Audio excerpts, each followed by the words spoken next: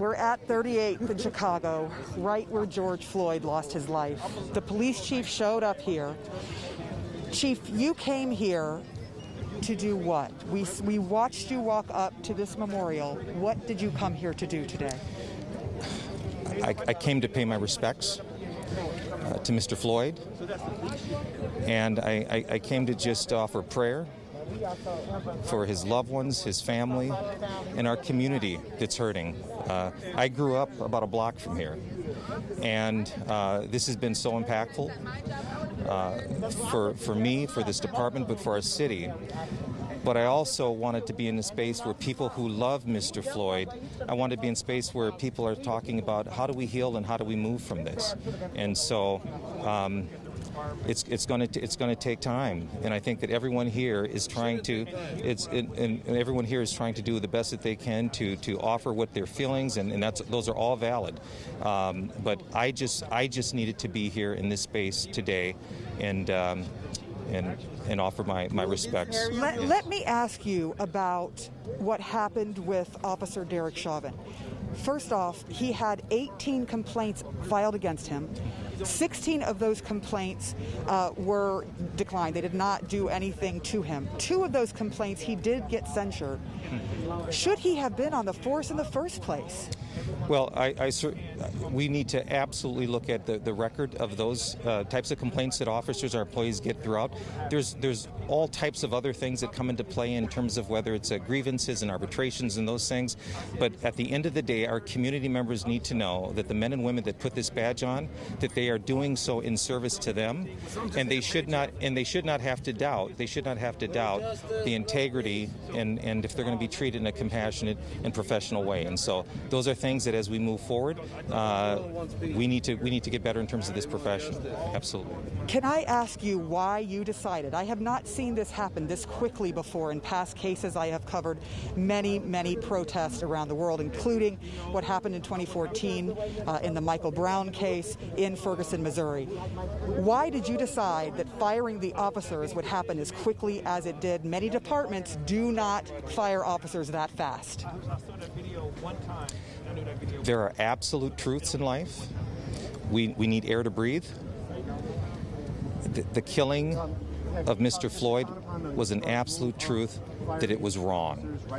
And so it did not I did not need days or weeks or months or processes or bureaucracies to tell me that what occurred out here last Monday, it was wrong.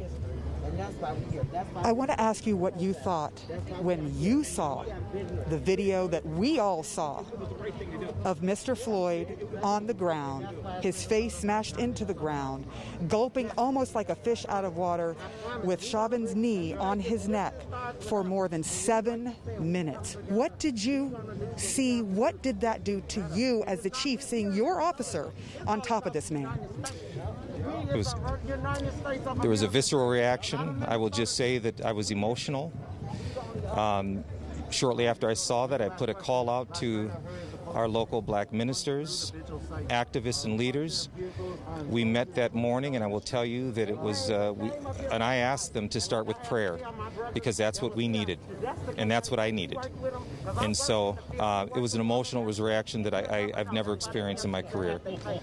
Never experienced in my career. So many times officers are fired and they get their jobs back with the help of the union. They end up getting paid out by the city. Do you see that happening to these 4 officers in the case that you fired? That's going to be a process down the road.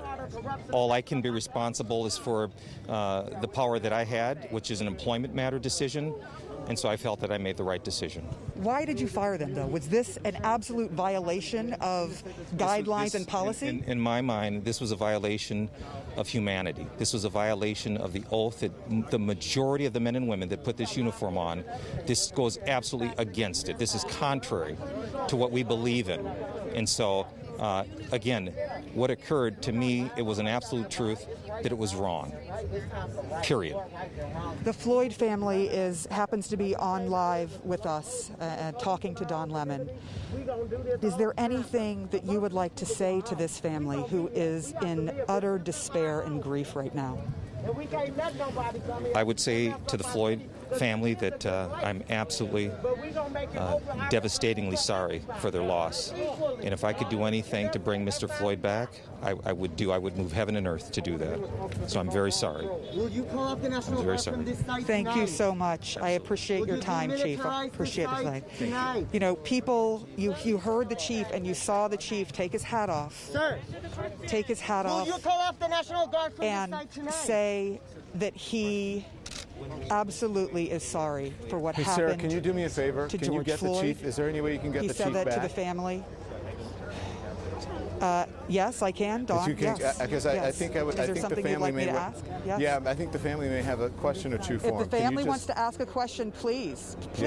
Yeah. Which- I'll turn around. You tell me the question, and I will turn to him and ask Thank whatever you, Sarah. you want. I hate to cut you whatever off the there. Floyd family would like me to ask. Philonis, No, absolutely. You have a question Absolutely. for the Chief?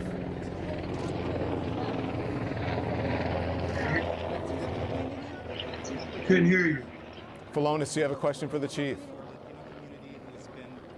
Oh, the question that I have, I want to know if he's going to get justice for my brother and arrest all the officers and convict them. Can you hear him, Sarah? Okay. I just want to make sure I've got this right. He wants to know if he justice is going for to his get brother, justice arrest and convict arrest all the officers. The other officers. All the officers. I will ask him that question. Just give me 1 second. Yes, ma'am. Chief, may I ask you, I'm so sorry, and I apologize. I'm so sorry. I know, I'm so sorry, but the Floyd family actually has a question for you. They just talked to me in my ear. I'm sorry. The Floyd family is asking me a question. I apologize. I'm sorry.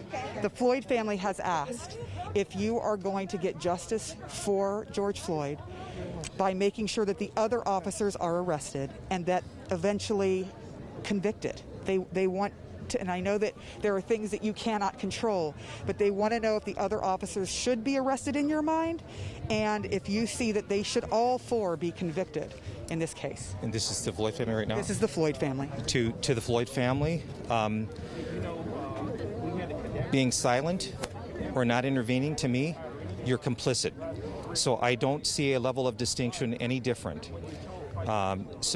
Obviously, the charging and those decisions will have to come through our county attorney's office. Certainly the FBI is investigating that. But to the Floyd family, I want you to know that my decision to fire all four officers was not based on some sort of hierarchy.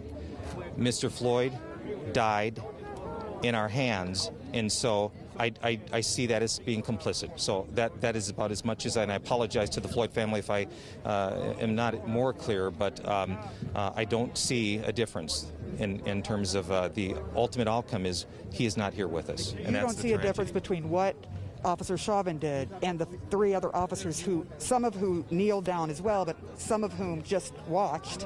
You see that all as the same act. Silence and inaction, you're complicit. You're complicit. If there were one solitary voice that would have intervened and act, that's what I would have hoped for. Unfortunately, that's what you would have expected from your officers, yes? Absolutely, and that did not occur. So to the Floyd family, I hope that's my response. Yeah. All right. Thank you so much, do you Chief. have I another apologize, question? guys. What's your response? What's your response to Philonis? They arrest guys every day. They had enough evidence to fire them, so they have enough evidence to arrest them. I don't know who he's talking to, but I need him to do it because we all are listening. Black Lives Matter. Sarah, that was an incredible interview that you did, and it was the first time. Hang on, Sarah. But you haven't spoken to anyone at the police department. I'm not sure. Philonis, correct me if I'm wrong. Have you spoken to them directly?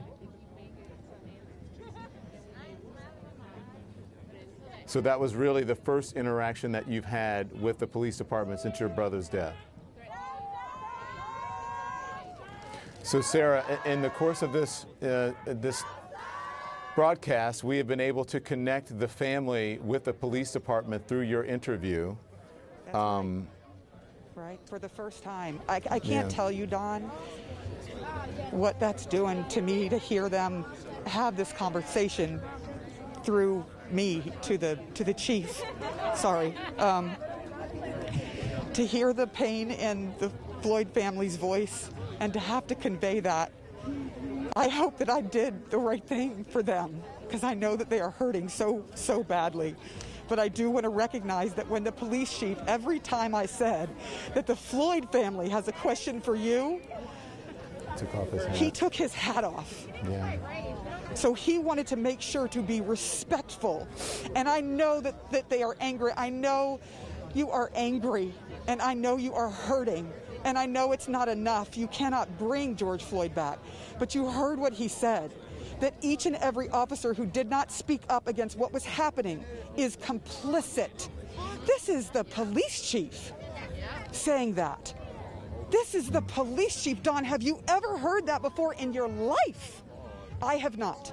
In all of the 12 years I have covered so many protests across the world, and I have never seen a police chief say this. But I know it doesn't cure the ills that the Floyd family is dealing with and that all the people in this neighborhood are dealing with right now. So I hope and pray that I was able to convey what they wanted to the chief in this first time, being able to hear from the chief directly their questions, their concerns. Sarah, I think you're right. I think that Chief Arredondo deserves a lot of credit for doing that. And as we know, it's not the chief's role to convict them, but he did speak out about what he thinks. He said that silence is complicit.